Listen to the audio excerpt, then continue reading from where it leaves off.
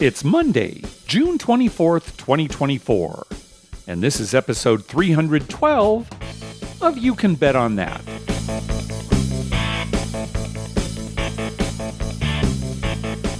Hi, everybody. Welcome to You Can Bet on That, a podcast for the recreational gambler. I'm Mark Duvall. And I'm Dr. Mike. Mike, let's just get this out of the way very quickly so we don't spend too much time on it. Most of our listeners are from California. We said how last time at Hamul they had to go back to shuffling the cards every time, and that came down from gaming. And we assumed the same thing happened at Pechanga, but we got an email from listener Chad who said, no, they are still doing Vegas-style craps at Pechanga. That is, they're organizing the cards in order, 1, 2, 3, 4, 5, 6. So who knows what's going on? Right. Well, they're probably appealing it or something and figuring they can do it until that's what I was some thinking, ruling maybe, comes down. Yeah. So I've been going out to Hamul quite a bit.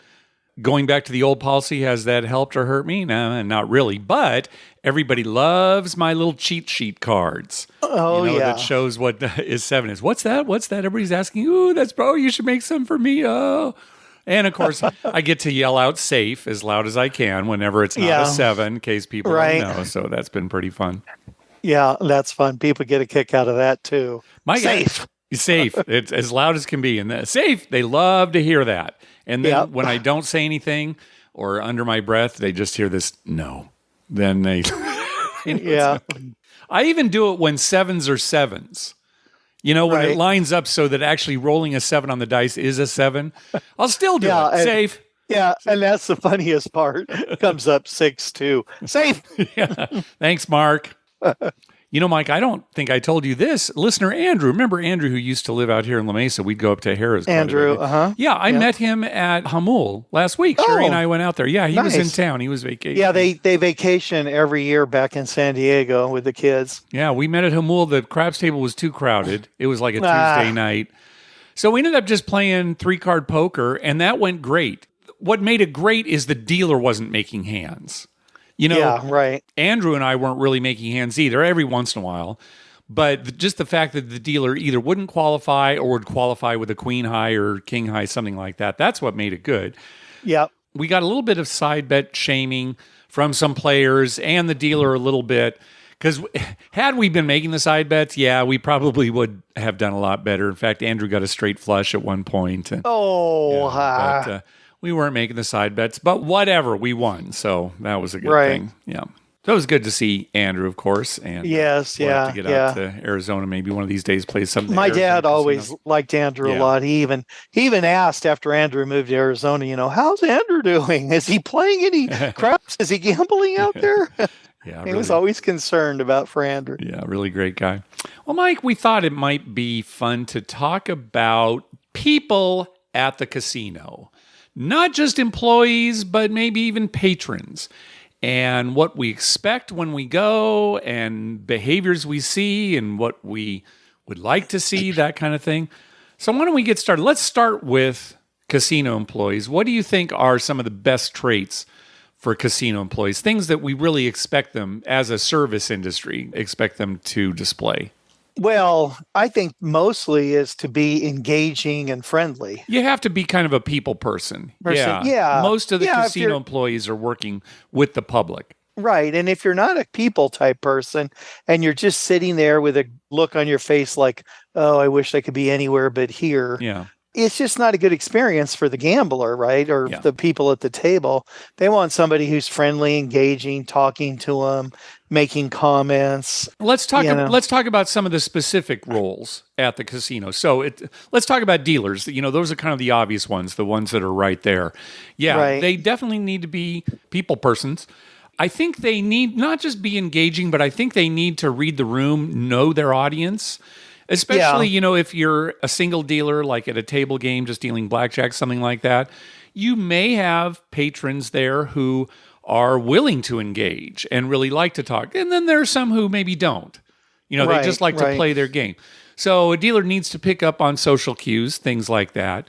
But I think they need to be positive. They need to seem like they want to be there, even if it's the last place they want to be. Well, it's work for them, right? Sure. And, like all of us, when you're at work, Most of us don't hate it, but we'd rather be doing something else. Sure, if we could make a living, at playing golf or something, we'd rather be doing that, right?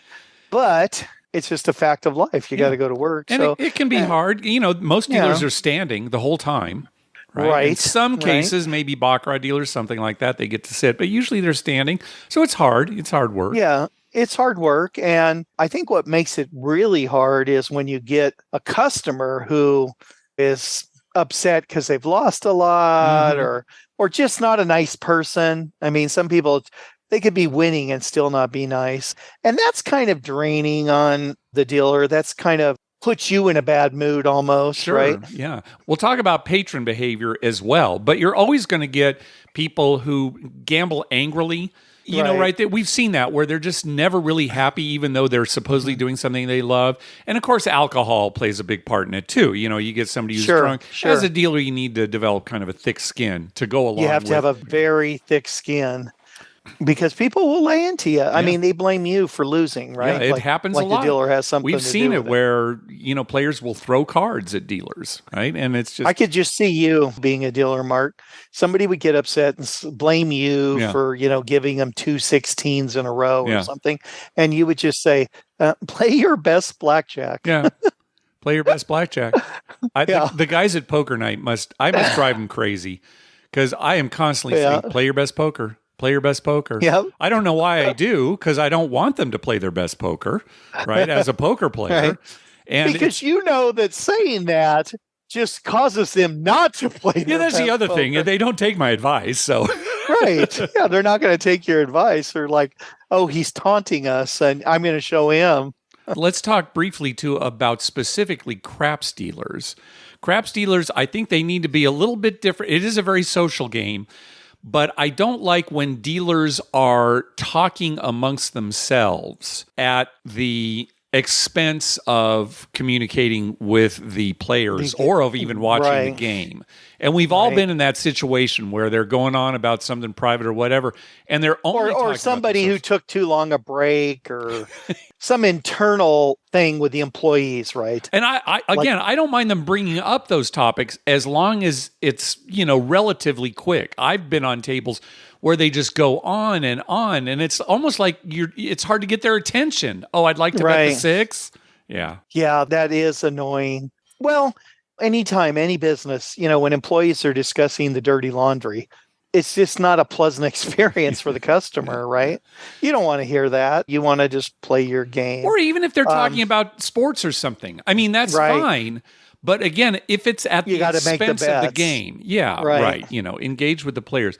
And sometimes I think that some dealers, they get a little testy, if you will, with newbies who are putting their bet down and saying, oh, I want an H. And the guy's trying to do something else, right? Mm-hmm, right. And then you'll hear him say something, sir, can you just wait? Just put your money, things like that. Yeah. I think you have to be a little more patient. You just have to say, okay, just say, okay. Well, let's talk about newbies for a second, kind of break away, and then we'll get back to specific roles at the casino. I think it's important to treat new players very well and be patient. Because be very patient. Especially if craps or even, some carnival games, even blackjack. There are some players who don't know maybe the hand gestures, right? For blackjack, things like that. Right. In craps, they don't know when to bet. Right. Well, do I do it now? They don't even know when we're coming out, or they're trying to learn. I've seen dealers who see newbies and almost ignore them. Or they're kind of angry that they're playing. No, you can spot a newbie and maybe say, oh, have you played this before? Oh, your odds on the 5 and 9 need to be even. Oh, don't bet on the pass line. There's already a point. Instead, place the point. Give them advice. And if you're a patron, also have patience with newbies. Right. Right. I know I'm guilty of this too. I see somebody come up to the game, they're slowing the game down because they don't know what they're doing. And, but really it's up to patrons too, to show new players, novice I'll tell you what, patience. I have less problem with newbies who are slowing the game down, way less of a problem than I have with players who know what they're doing and are slowing the game down by making odd bets or wait until the dice are out before throwing and then in they money yell in the middle, something or their hands are down there trying to grab something.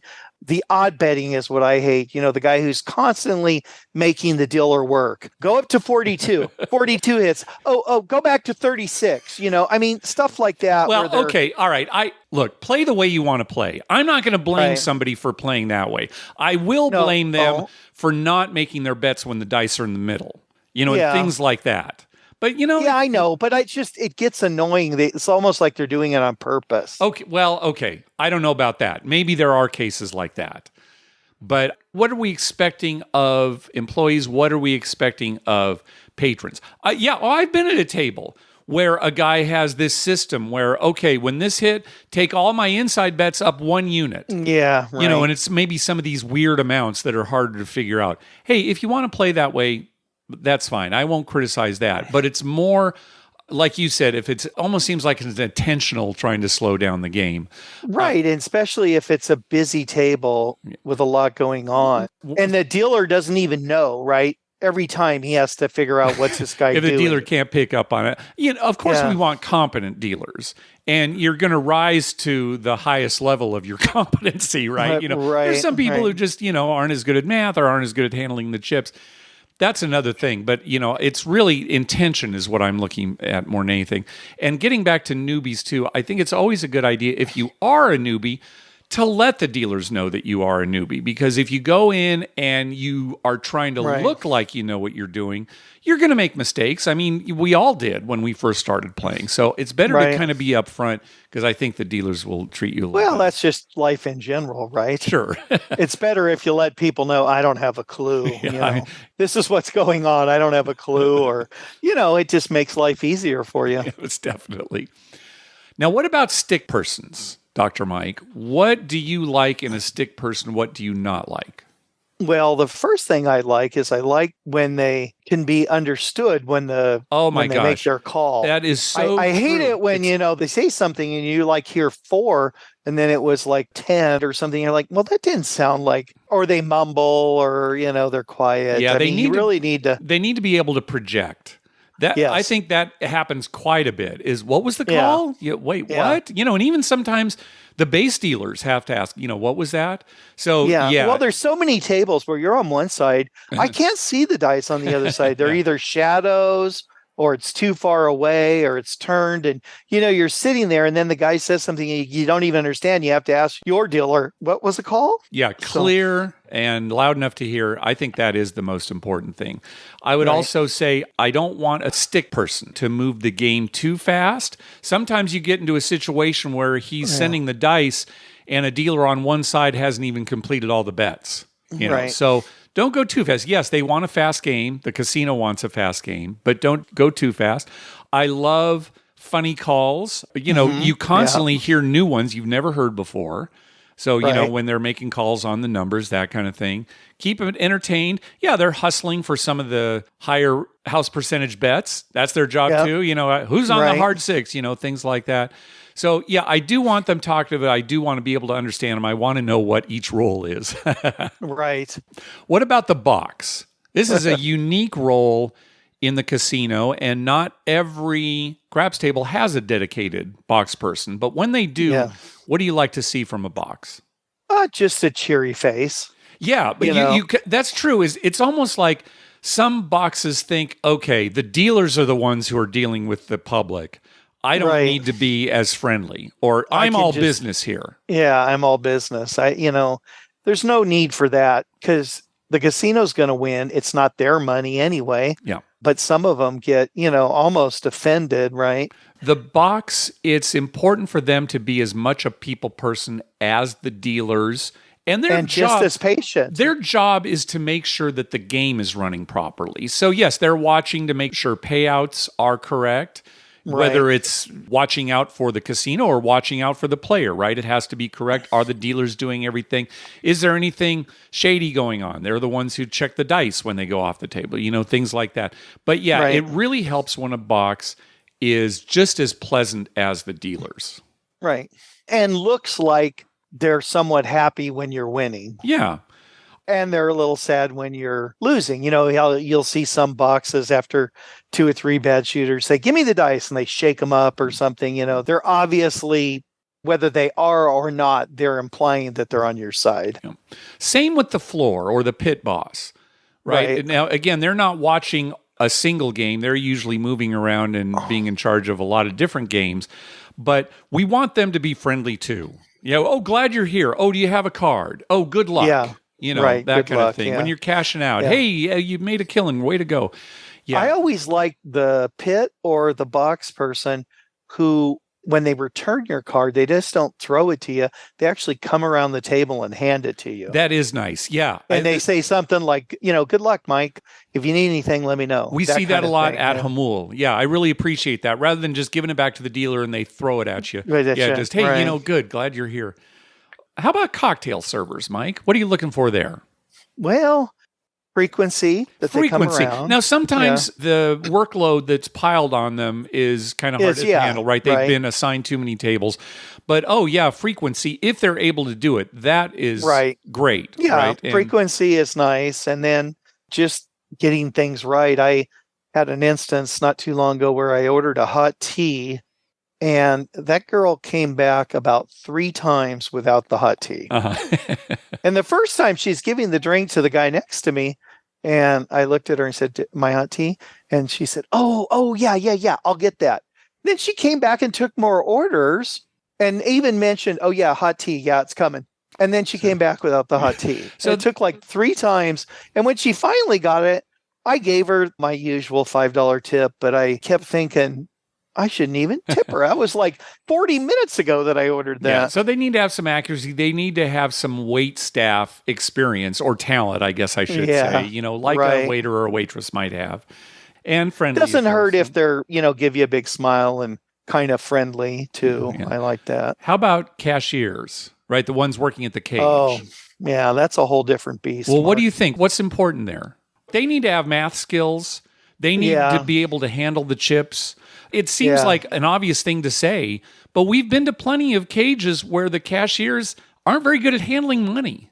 They fumble it around or they come up with the wrong number.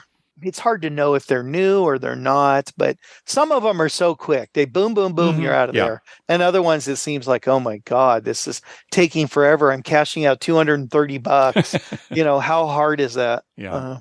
And with everything else we said, they need to be pleasant and maybe be careful about saying things like, oh, you did pretty well, because you don't know how much we bought in for, right? There have been plenty of times, especially you, Dr. Mike, where you're cashing in for huge amounts, but you lost at the table. Right. I hate it when they just assume that. Now, a good cashier will say something, oh, was this good? Yeah, I've had that where they actually ask, oh, did you end up winning? And then if you say no, then they just kind of, oh, that's too bad. Or great, good to hear. Yeah, that is nice. That is nice. That's the way to approach that, not just to say, oh, it was a good night. No, I lost a couple thousand. Yeah. How about the check-in desk, Mike, when you're checking in? Any special skills or qualities that the people behind the desk are? I just like it if they're fast and efficient. They really know what they're doing, Yeah, just get you in and out, because I don't want to spend too much time at the checkout desk. Yeah. It is nice if you go to like at Caesars, you go to the 7-star. Yeah, if you've got a higher tier or something. Then they ask you some stuff like, oh, is there anything we can get you? Do you want to make any reservations? Stuff like that. I don't expect that if you're just checking into a regular room, but and it is nice. It is. Oh, can I get you some water? Or, do you need any help finding? Have you been here before? Do you know where the elevators are? Just questions like that. Now, a lot of the check-in, check-out process is automated now. You can just go to a kiosk. So you may not need as much of that staff to handle that, but they still have to have those qualities. I always think back to Adam a long time ago saying the story about the lady who was in the bunker. Uh-huh. I love that. I always think about that. The bunker. Oh, yeah, the bunker. Boy, you got long-time listeners back when he was Vegas fanboy, talking about the bunker. I think it was at MGM Grand. Oh, yeah, I got a room in the bunker. The bunker. Finally, Mike, what about hosts? What do you want from a host? I like a host that stops by and says hi, but doesn't linger too long. Yeah. Okay. How are you doing? Can I get you anything? Maybe something like, oh, we've got this coming up if you're interested. Yeah. And then moves on. I don't want somebody having a long conversation with me. Okay, now again, that comes down to reading the room, right? Maybe there's somebody who wants to talk a long time to their host about, I saw this. Well, if you're in the middle of playing, they always seem to come up like you're in the middle of a hand. You're trying to make bets and keep track of what's going on. Again, they need to be aware of that too. Now, if they've got a patron who actually steps away from the table, wants to have a conversation, that's one thing. But I like it when hosts are able to say, hey, we've got a tournament coming up. We didn't send a flyer out, but I can get you in. Is there anything else I can do for you? Hosts, aside from coming up to you when you're playing, they need to be very quick in responding. If you contact them via social media, texting, email, whatever, a phone call, they need to get back to you real soon. And they're good and bad hosts, right? They're hosts who just, it depends also how familiar you are with them. If you go to a place regularly and this person's been your host for years, you're going to get better service, obviously. Yeah, and I think there was some story, I may be getting some of this wrong, but, hey, Mike, is there anything I can do for you? Oh, actually, I need to get a room for this weekend. And they say, okay, head on over to check-in and, they'll be able to see if there's anything available. Well, what? You're my host. You just asked me if there's anything you can do for me. That's what you should be able to do. So hosts need to kind of go above and beyond, do things that, yes, you could do on your own, but it's just a nice convenience if they do it for you. Yeah, and it's for them, it's just a phone call over to the desk, right? Right, maybe it is, right. Yeah. Mike, what about patrons? What makes a good casino patron? Or, maybe what makes bad casino patrons? But that's a loaded question. It definitely is, sure. But for me, somebody who doesn't cause any issues. They're not arguing, they're not overly drunk, they're not abusive to the dealers.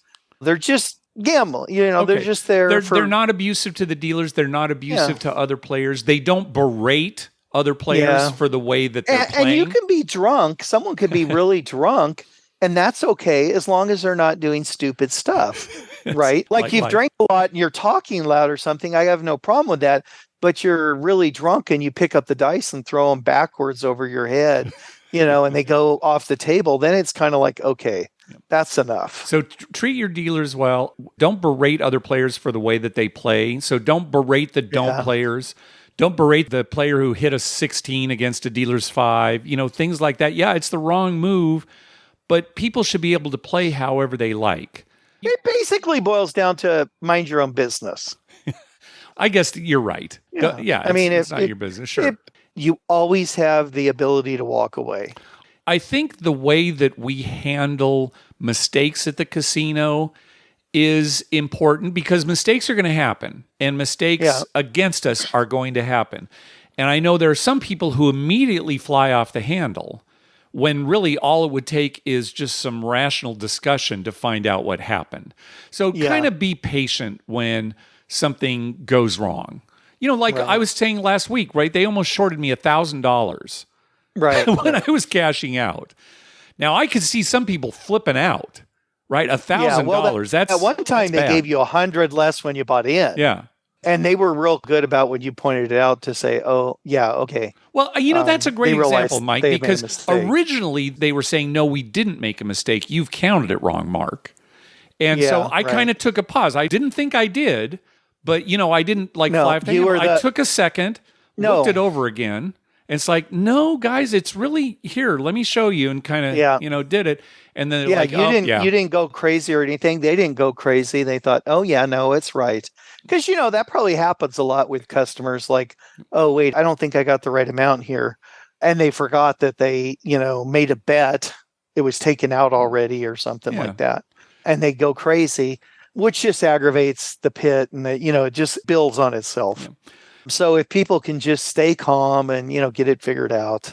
We're all there to have a good time, and that's basically what it comes down to. I don't want to make this seem like Dr. Mike and I are telling you how to act at a casino, all right? Especially when it comes to how you want to gamble, right? Yeah, we kind of make fun of people, maybe if they're making what we consider a bad bet.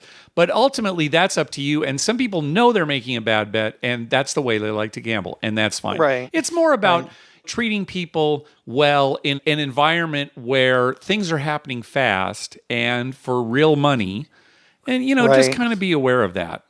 Yeah, whenever money's involved, because you don't know what that person, they just lost $1,000. You don't know if that's like dropping a penny to them or if that's like, okay, I can't make my house payment. Yeah, right.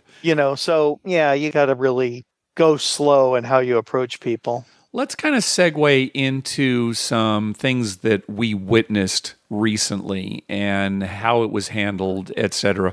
I think these are examples of bad and good things. Yeah, right? I agree. So we were in Blackhawk and we were at Monarch, and a player at the other end of the table threw in $50 and said 2-3. So they immediately put his 2 green chips on the hoppin' 5, 2-3. Okay, so, it's good. It's out there. The dice are rolled. It came up ace deuce, 3. And they were taking his bet off of the hop area. And he said, no, wait a minute. That was a 3. I bet 2-3.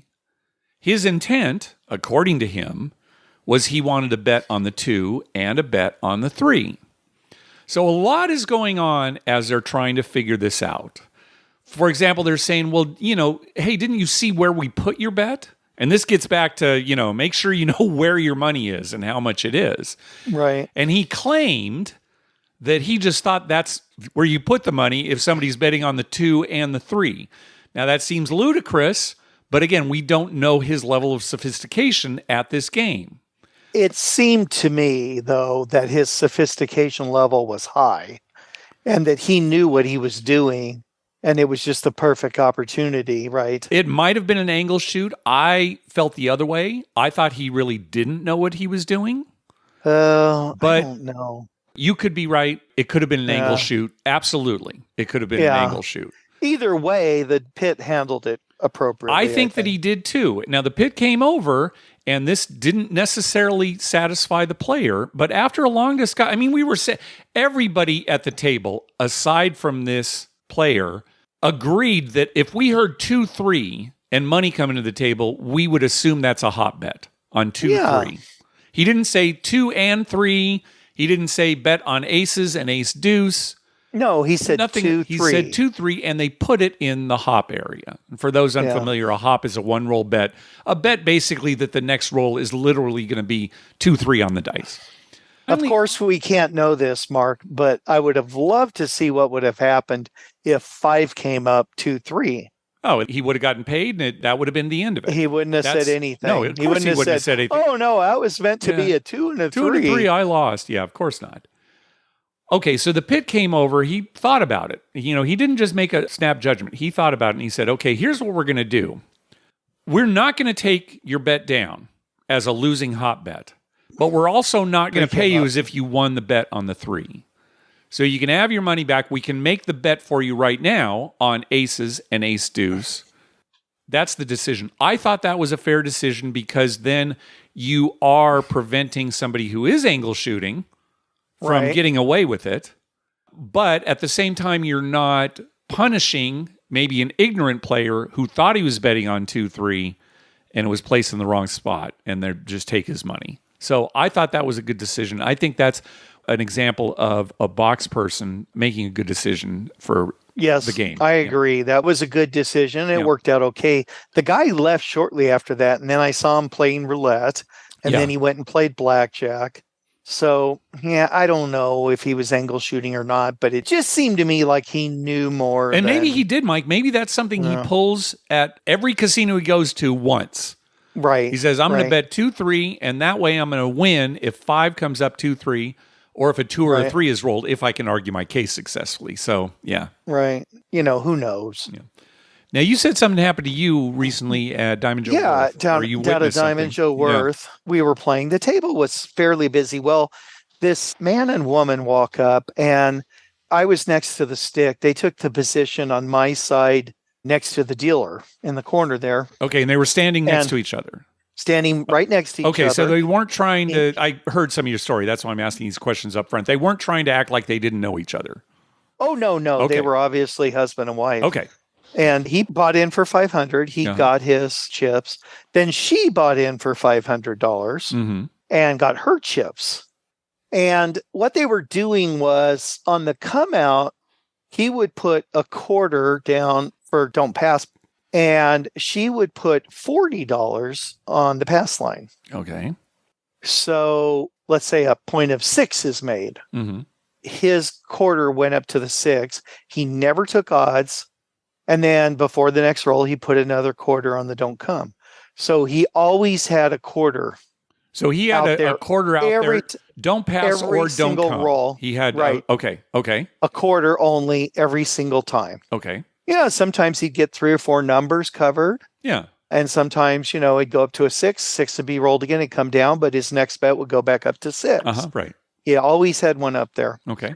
And she had her $40 line bet, and let's say a 6 was rolled. His don't come bet would go up to the 6, and then she would ask for a $24 6.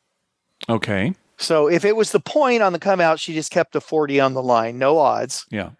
But if it was like the second roll and it went up, she would get a $24 6. Okay. And if it was a 5 or 9, she would take a $15 5 or 9. Okay. And 4 or 10, she'd take a $15 4 or 10. Okay. So they're kind of, hedging each other, whatever. It seems kind of dull. But it's funny because like she has 24 and a 6. If 6 comes up, she wins 28. Yeah. He loses his quarter. They make $3. His don't come bet goes back on 6. She leaves her 24 there. Right. And if a 7 is rolled, she only loses 24. He wins 25. So it's $1 net profit. Yeah. Okay. So right. So they're thinking either way, they're going to make a net profit. Right. Ignoring naturals. Right. For 2, 3, 7, 11, 12. So yeah. Mm-hmm. And that's what killed them really is that, there were some 2s and 3s on the come out. She'd lose 40. He'd win a quarter. Yeah. So there's a $15 difference there. Well, that takes a lot of 6s or other numbers to make up the difference. Right. And if a 12 comes up, if it's bar 12, which I assume it is Diamond Joe Worth, then, she loses and he just pushes. And so, it's, it's not foolproof, but okay. I get a sense of what they're trying to do. And it's pretty obvious what they were doing, right? Sure. But they acted like they didn't know how to play. So this is the part that bothered me is they did this right off the bat. But then they were asking the dealer, well, can I do this? Or what can I do? They were asking questions like somebody who didn't know how to play. But she knew how to bet 24 against his 25. Uh-huh. She didn't say, oh, it's 15. Can I put 15? They knew what they were doing. Okay. But they were pretending like they didn't. The guy said something like, well, can I take my bets down? And the dealer said, oh, yeah, at any time. You can take the don't down. And he said, okay. But he never did that. And she asked, what about mine? Oh, no, yours is a contract bet. Once you're on the line, you're on the line. But up here, if you place a number, you can take that down anytime you want to. Oh, okay.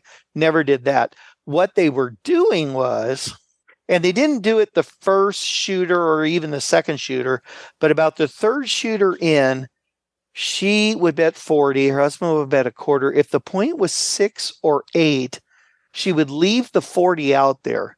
But if it was 4, 5, 9, or 10, she would wait till the dealer was looking like at the middle of a table, and then she would reach down and pull her quarter out from underneath the 3 red chips. Oh, okay. So they were cheating.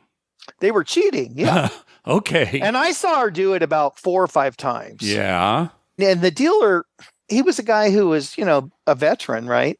But he's busy and he's looking at other stuff, and I'm betting come bets with odds and all this and that. And they went to a busy table and, crowded in over there. They didn't go to an empty table because then, everyone's watching them, right? So this was their game. And I'm sitting here and I'm watching it and I'm thinking, oh, I'm not going to say anything because I don't want to get in a fight with them, right? If I just blatantly said, hey, you can't do that. Right. So the way that you're observing this is, to you, it looks like they're pretending like they don't know what they're doing. Yes. So if maybe she gets caught taking the money away, she can plead ignorance. Yeah. Okay. Well, and that's what happened. Okay. Kind of towards just before they bought out, a new dealer came. Uh-huh. And he wasn't even looking. She got away with it, but he turned around and he looked. He said, oh, no, you had 40. And she said, oh, I took it. And he said, oh, no, you can't do that. Oh, I didn't understand what the other dealer was saying, she said. Okay. So she put it back. But as soon as that person sevened out, they left. That was their cue to leave. Okay. Yeah. All right. There you go. So they left, and I said to the boxman who's sitting there and the dealers, I said, you know what they were doing? He said, oh, yeah, I saw it from the very beginning. That they were cheating? Well, I said, you knew they were doing the do-we-don't thing. He said, oh, yeah. I said, did you see her pull the quarter? He said, yeah, I saw it a couple times. What? No, wait a minute, Mike. That somebody's cheating at a table and the boxman doesn't speak up? He said he didn't say anything because they weren't going to take him for any money anyway. He said, yeah, the way they were playing, I knew we weren't going to win or lose any much. So I knew what they were doing, and I just let it go so there wouldn't be a big controversy. That's what he said. I understand him saying that about the do-we-don't, but not about pulling money off the table. That doesn't ring true to me, Dr. Mike. I'm not saying this didn't happen, but... No, this is what he said, and I'm thinking, oh, he's just covering for the fact that they missed that. A good boxman, we were talking about the responsibilities. If they see, oh, no, you paid him $1 too much, or no, you shorted him $1, it gets down to that. That is their responsibility. If somebody's cheating or, doing something they didn't know they weren't supposed to do, they should be speaking up immediately. Yeah. Well, and she was close to the dealer in that corner. So when the dealer's like leaning over or something, it's hard for the boxman to see. You just said the boxman witnessed it, Mike. He said he witnessed it. Whether he saw it or not, I don't know. Yeah. I think he was trying to cover the fact like, oh, I missed that. And he's not going to say, oh, I missed that. He just said, oh, yeah, we know. Okay, I see what you're saying is that he said he saw it because he wants to save face with you, showing you what a good boxman he is. Right. But in fact, he didn't really see it. No, and so that's why he didn't speak up at the time. Yeah, because they would have said something. I mean, because she did it 4 times. I saw at least 4 of them. Okay. And maybe she did it more. I don't know, because, I'm busy with my bets too. All right. So a lot of times I didn't notice. Their system kind of got hurt a few times when, like, the point was made and she had taken the quarter off. And so they only got paid 15. Right. But sure. He lost 25. Right. So it was like 2 or 3 times that happened too. All right. But the thing is I don't like people who are doing that. You're talking about bad behavior and stuff.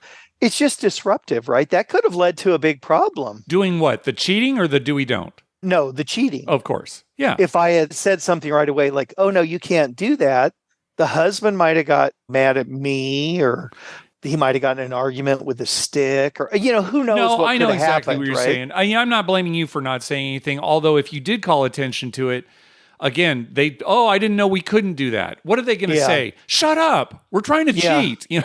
I'm going to beat you up. Well, but the thing is, it's not my business. So, the boxman didn't say anything. So I just, okay, if they're not going to say anything, and the dealer wasn't seeing it. I know he wasn't, because she waited till his attention was diverted. Yeah.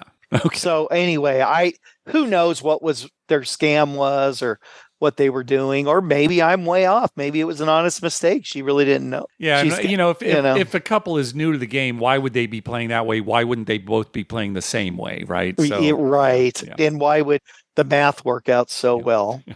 Anyway, those are the patrons I don't like, because the cheating. They're potentially problems. For sure. And I don't care about the cheating. I'm more concerned with keeping the game going. Because I'm thinking to myself, oh, this could lead into some big argument, and they got to go check. All right. That's the perfect way to wrap up that story on that note. Thank you, Dr. Mike. Hey, thanks to everyone who's been clicking through our Amazon link. Remember, whenever you're going to buy something through Amazon, please go to our page first. You can bet on that.com and click through our Amazon link towards the top of the page. All right, we do have a couple voicemails here. First up is Mark.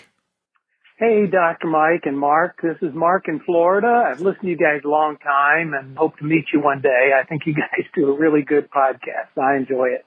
A little story about my brother and I. We live 1,000 miles apart. He's in Texas. I'm in Florida. We take a yearly trip out to Vegas and play golf while we're out there and stay for a week.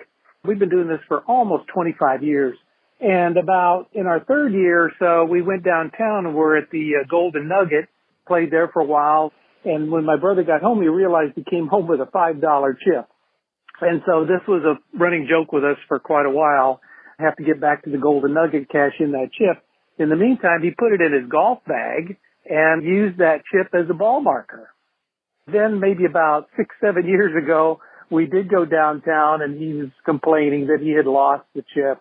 He said, "Oh, I lost that $5. I've been meaning to cash that in for years." I said, "Hey, you got much more than $5 value out of that, Jim. You got to see that ball marker every time you played golf. It was a chip from the Golden Nugget, and it reminded you of good times in Las Vegas. So you got a lot more value than $5 on that." So just wanted to share that little nugget with you. It was more of a souvenir than anything else, and I think any of your avid golfers out there might want to consider that. Take a chip from your, doesn't have to be a big chip, but a $1, $5 chip from your favorite casino and use it as your ball marker and bring back memories every time you're out there on the golf course. Okay, thanks a lot, guys. Bye. Yeah, be a good conversation starter, too. You're out there on the links with your friends. Use a big one, like $100. Yeah, you throw down a $500 chip as a ball marker. Oh, this is just a fake chip? No, this is a real chip from Wynn. Nah, it's $500. You know what, Mark, what you should do is replace the $5 chip. Like at some point, get one from Golden Nugget, throw it in your brother's golf bag. Oh, here it is. Yeah, there you go. How come it looks so new? You know what? I guarantee you can find an old one at the Golden Nugget. That would be, yeah, that's true too. Or better, just buy in. You can probably find one from the 70s. Better yet, buy like $100 worth, like 20 red ones, and then just have it keep showing up at different places. Oh, Jim, I found your chip. Look here. It's under this cocktail glass here at this bar. If you go to visit him or something at the house, just hide a few around the house. I found your chip. All right. Let's hear from our friend Bert. Mark, Dr. Mike, it's Bert from Virginia again. Just want to give you a quick trip report. My wife and I took a trip up to Northern Virginia. We positioned ourselves in a little place called Tyson's. The good thing about Tyson's, it is 45 minutes from MGM National Harbor and 45 minutes from Hollywood and Charlestown, West Virginia. So we were up there for a couple of days. So we spent Saturday night at MGM National Harbor, and Sunday night we went over to Charlestown and hung out there. Good thing about MGM now, after COVID, they had $25 minimum tables up to $100 tables on any weekend night. On this Saturday night, they had about 6 tables open. Every single table was $25. But what I noticed is they added 2 crapless tables now. So I'm not sure if that balances out the scales. You guys would know more than I do. Does crapless give the casino an edge where they don't have to bump up the limits to $50 and $100? I'm not sure, but they had 2 crapless tables open. Every table had a nice spread of players on it. There were no empty tables, so that's the good thing, I guess, about having them all at the same dollar amount. I played a little bit at the $25 amount, didn't really hit anything, but it was just interesting to see that they're kind of balancing out a little bit. On Sunday night, we went over to Hollywood, to Charlestown, and they only had 2 crap tables open pretty much any time I've been there. They had one table that was $15 and one table that was $25. And just like normal, the $15 table was packed. $25 table was completely empty with all the dealers just hanging around, chatting with each other, and everybody's waiting to play on the $15 table. So I didn't even play there. I was kind of low on the bankroll and was hoping to play at $15 over there. So otherwise, you know, it's interesting to contrast Hollywood, Charlestown, super smoky, a lot of smokers walking through there. MGM in Maryland, you can't smoke in casinos. I mean, there's little smoking areas, but you can't just smoke at the tables and at the games. So it's a very refreshing thing to be able to, you know, gamble without someone smoking you out by coming to sit beside you or stand beside you at a table. So overall, it's a good weekend. I'm glad we did that. Got a trip to AC planned next month. Looking forward to that. And in Vegas later on this summer. Hope you guys are doing well. Talk to you soon. All right. Well, good luck, Bert. Yeah. One of the big selling points for Blackhawk was all the casinos were non-smoking. I mean, we noticed it. Yeah. Well, it is nice when, like you said, it just looks cleaner. It seems cleaner, whether it is or not. Yeah. Right? It's just the smell, just when you go in. Right. And MGM, if it's the same as when I was there, National Harbor, the craps tables were an area where there was a lot of room. Okay. That's nice. It was kind of wide open. You know, it's not crammed in some corner. Kind of like Bellagio? You know? Yeah, kind of like Bellagio, right. Yeah. There's not, you know, some slot machine right behind you, that kind of thing. So. Yeah, Bert, casinos are definitely bringing in Crapless Craps tables because I'm assuming they make more money based on the way people play. Whether or not the casinos are consciously thinking, okay, we don't have to have the really high limits now on those tables and other tables, I don't know about that. I think it's more, let's bring them in, we'll make more money. And in a case like MGM National Harbor, maybe just having every table 25, they found their sweet point. They found that maybe if they have a $50 table and a $100 table, then nobody's coming. And I don't know, but that's my guess. Well, I mean, it does make sense. If you can fill up all the 25s, and if you had a $50 or $100 table and you got two people playing, you got 4 dealers dedicated to that table. There have been arguments made where if you've got like a $10 table open and it's full, and you've got a $25 table there and there are only 2 players there, the casino is going to make more money at that $25 table. Now, maybe when you get into some higher amounts, that concept isn't true anymore. Like you get to a $100 table, well, a single guy at a $100 table, you're not making as much as you would at, say, 3 guys at a $25 table. Anyway, again, just speculation. Yeah, I don't know. I'm sure somebody's figured out, well, this is the best thing to do. Oh, yeah. They always do the right thing, those casinos, Dr. Mike. Yeah, they have actuaries. Yeah, I'm sure a lot of the good ones do. Yeah, I mean, they should, right? Yeah, they absolutely should. That's what we need, an actuary. I need an actuary for my life. For your life. Yeah, not for your gambling, just your life. Just to figure everything out, yeah. That's right. Dr. Mike, maybe don't go outside right now. It's blizzard. Yep. I'm saying. There's a lightning storm. Maybe you should stay in. I can't tell you exactly what will happen, but I can give you some options. All right. Well, when this episode drops, I'm going to be in Las Vegas for 360 Vegas vacation. Dr. Mike, any chance you'll join me? You're going to hop on a flight on Saturday? You're not in school? No, nothing? No chance. All right. So hope to see you all there. That will do it for this episode. We want to thank some people for some recurring donations from Brian and Sarah and from Josh. Thank you very much. We also got a donation from listeners Thomas and Colleen. Karma donation for an upcoming trip to Vegas to see Dead and Company at the Sphere and hopefully do a little gambling before and after the show. Thank you guys for all you do, Thomas and Colleen. Well, enjoy that show. The Sphere is great. Yes. They actually contacted me and wondered if we were going to cross paths. They're leaving on Saturday. I'm actually getting in late Saturday night, so we're not going to be able to meet up, but hopefully you guys have a great trip. Hey, at the top of our webpage, you'll find a link to our store where you can buy You Can Bet On That merchandise. Also, you can find a list of all the gambling-related shows coming up on American television at youcanbetonthat.com/TV-listings. And we've got a list of gambling-related movies at youcanbetonthat.com/movies. We'd love to hear from you. Call our voicemail hotline at 951-292-4377. That's 9512-WAGERS. 9512-WAGERS. Or you can email us at youcanbetonthat@gmail.com. We're also on Twitter at youcanbetonthat. And on Facebook at facebook.com/youcanbetonthat. What do you got for us here, Dr. Mike? Well, Mark, basketball's over. Hockey is almost over. At least There's a one more tomorrow. Yep. Yeah. And then if Edmonton wins that, then it goes to Monday night. Yeah. Now, you can tell we're recording this on a Thursday. So just FYI, when this drops, you'll know more about the hockey situation than we do. Right. And I'm hoping that on Monday, the game's tied at the end of regulation.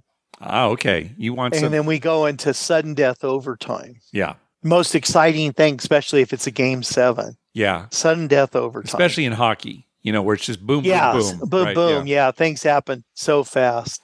But anyway, basketball was a little disappointing.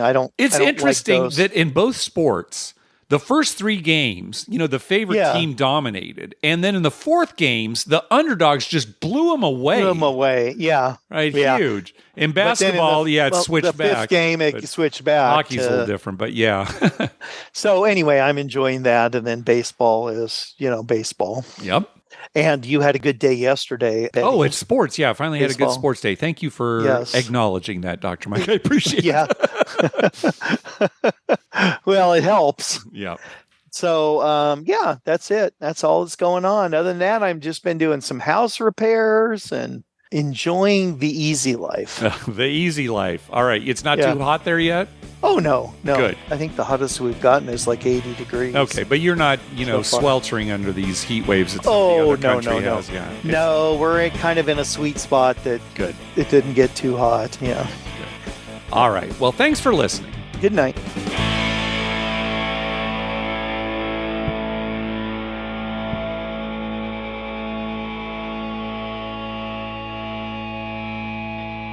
Come on, my card only has a 1 in 52 chance of getting picked anyway. How did you know that?